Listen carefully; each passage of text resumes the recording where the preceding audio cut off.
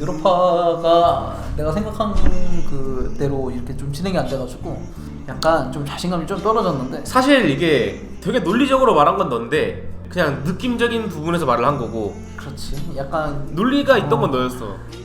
그래서 이제 방구석 아르테타였잖아 지난번에는. 이젠 조금 더 낮춰서 방구석 마르티네즈 정도로 아니야, 방구석 인자기. 아니면 방구석 가투소 어때? 안녕하십니까, 쌈무입니다. 본 영상은 추갈모신조와 방구석 가투소인 친구 둘이서 챔피언스 리그 파이널 맨체스터 시티 vs 첼시에 대한 뇌피셜을 그리며 대화하는 영상입니다. 우리말이 틀려서 반박할 시에 네 말이 맞아. 그럼 우선 챔스 결승을 좀 얘기를 해야지. 이제 챔스 결승을. 챔스 결승.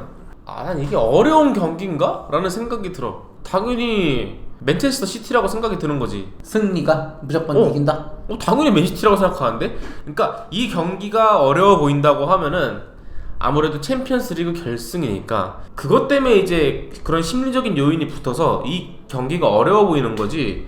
사실 이 경기는 어려운 경기인지 모르겠어. 그렇지. 어렵진 않지. 어렵진 않고 누가 봐도 맨시티로 보이지 사실. 그거를 봐야 돼. 그러니까 맨유랑 비아레알도 대부분 맨유가 이길 거라고 예상을 했잖아. 나는 뭔가의 자꾸 안 좋은 느낌의 변수가 있어서 좀 그렇게까지 쉬워 보이진 않다고 말을 한 거였고, 이것도 똑같이 맨시티가 더 유리하다고 보는 사람들이 대다수인데 맨유가 어떤 그 불안감만큼 맨시티가 뭐 그런 불안감을 주냐를 봐야 되는데 내부적인 변수로 인한 불안감은 없을 거란 말이야. 결승 와서부터 명장병에 걸려서 이상한 그런 전술? 이상한 전술이 나올 거라는 생각은 안 해. 맨시티가 유럽에서 이번 시즌 한정 제일 강하다고 생각하거든. 약점이 없어. 펩이 약점인 것도 아니고 지금 선수들에게 딱 필요한 포메이션이 그대로 녹아들어 있고 그거에 맞게 선수들이 훈련도 많이 되어 있고 너무 완벽해. 체력도 그만큼 되어 있잖아. 그거에 반해서 이제 첼시를 따져보면은 첼시는 올 시즌 처음 시작이 좀 불안불안했잖아. 투엘이 도중에 들어온 거니까 여기까지 온 것만 해도 정말 대단한 거야, 그치? 맞아. 투엘의 식으로 이제 잘 다듬고 그런 거잖아. 하지만 공격적인 부분에서는 그게 잘 되지 않았으니까 그건 어쩔 수가 없던 거고, 후벤 디아스랑 존 스톤스가 나올 확률이 매우 높잖아. 얘네를 어떻게 뚫냐라고 생각했을 때 그림이 그려져? 난 아니라고 생각하거든. 그 포백이 되게 완성되어 있는 포백이잖아. 그럼 너는 그건 뭐라고 생각해? 맨체스터 시티의 변수. 유일한 건 펩이 투엘을 너무 생각을 많이 한 나머지 이상한 전술을 꺼내드는 거. 딱 지금은 4-3-3 기본 포맷으로 이제 가운데 펄스9을 세우고 있는데 갑자기 변칙 전술로 3백을 들고 나오는 거야. 자기네가 잘해오던 색깔이 아닌 다른 거를 꺼내들었다가 혹시 이제 전반전에 그게 안 먹혔을 때 펩은 그거를 끝까지 고수할 수도 있거든. 그 자기의 기본 토대를. 그런데 그게 안 먹힐 경우 어려워질 수도 있다. 나는 그냥 없다고 생각해. 변수가 아예 없다. 이제 과장해서 말한 변수가 아예 없다라는 거지. 너가 말한 것도 그 짓을 안 할 것 같아. 첼시의 변수는 뭐라고 생각해? 첼시 변수. 첼시는 캉테가 나는 변수라고 생각을 해. 첼시 캉테? 오히려 캉테가 어느 정도를 해주냐가, 그러니까 뭐 조르주뉴 우리가 압박 약한 거 알잖아. 근데 캉테가 어느 정도를 커버를 해주냐 보면은 캉테가 정말 막 다 쓸고 다니잖아. 그거를 챔스 결승이라는 그 무대에서도 정말 그걸 보여줄 거냐? 근데 만약 그거에서 자기가 평상시에 보여줬던 능력에 조금이라도 안 나왔을 때는 첼시가 그냥 무너질 가능성이 굉장히 높지. 나는 캉테 원맨쇼에는 무조건적으로 한계가 있다고 생각해. 그러니까 캉테가 풀어주는데 한계가 있다는 거지. 변수가 조르진유라고 생각을 하는데, 그러니까 사실... 맨체스터 시티가 그때 FA컵 결승에서 진짜 압박 진짜 살벌하더라고. 압박이 최고야. 압박은 진짜 최고야. 와, 진짜 살벌하더라고. 그러니까 중원을 그냥 죽여버리더라고. 그냥 맞아. 그 조르진유의 약점, 압박이 약한 거. 와, 난 조르진유 진짜 정신 못 차릴 거라고 생각을 해. 그러면 이제 캉테 혼자 뭘 어떻게 할 수 있겠냐 이거지. 그래서 내가 하고 싶은 말이, 조르지뉴가 그렇게 걱정이면은 가장 좋은 거는 조르지뉴를 안 쓰면 돼. 근데 안 쓰면 되는데 조르지뉴를 안 쓸 수가 없다고 생각을 하거든?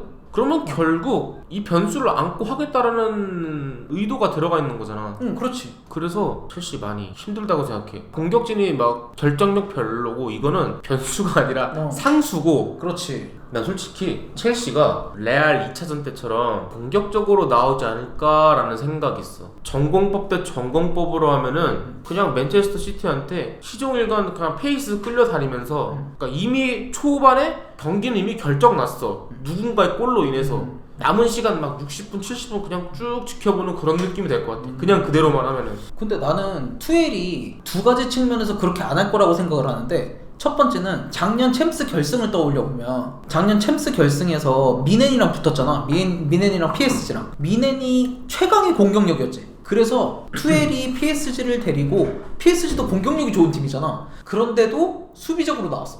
아 그러니까 내가 말이 그 말이야. 어. 첼시는 수비력이 좋은 팀인데 응. 그러니까 반대로 나올 것 같고 파리는 공격력이 좋은 팀이잖아. 오히려 수비로 내려앉는 거 보면은 투엘은 좀 궤를 달리하는 것 같아. 두 번째는 맨시티가 가장 잘하는 게 뭘까라고 따져보면은 맨시티는 라인을 올린 팀한테는 더 좋아. 첼시가 반대로 라인을 올린다? 맨시티한테는 되게 좋지. 라인을 내렸을 때 그걸 뚫기 위해서 연습을 많이 한 팀이었어. 근데 라인까지 올려줘? 그러면은 땡큐지. 그러면 패스 쑥쑥 들어가고 걔네들의 스피드 기가 막히지. 한두 번만 제끼면은 충분히 골 찬스가 나오는 상황이 발생을 할 텐데 그런 상황이면은 첼시가 유리할 게 전혀 없다 라는 생각이 좀 들어. 그렇게 생각할 수도 있지.